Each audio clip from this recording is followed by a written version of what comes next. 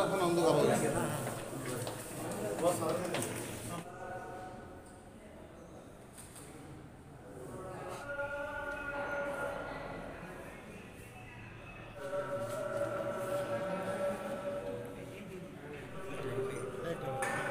তো 4 মে রাত অনুমান 11টার পর থেকে মানে ভোর 3:30টা পর্যন্ত যে কোনো সময় দিনাজপুর জেলার ফুলবাড়ি থানার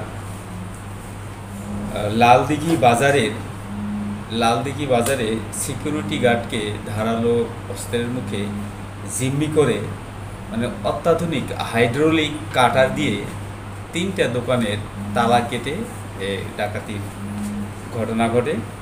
3টা দোকান মিলে মোট 8,80,790 টাকার ডাকাতি সংঘটিত হয়।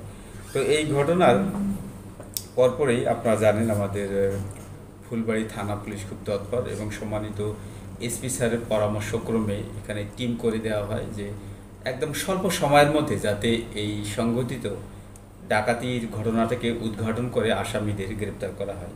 স্যারের গাইডলাইন্সে এবং পরামর্শক্রমে টিম করা হয় কিছু। এই টিমগুলো আন্তঃজেলার ডাকাতদেরকে নিয়ে কাজ শুরু করে দিনাজপুর, বগুড়া, জয়পুরহাট এবং নাটোর।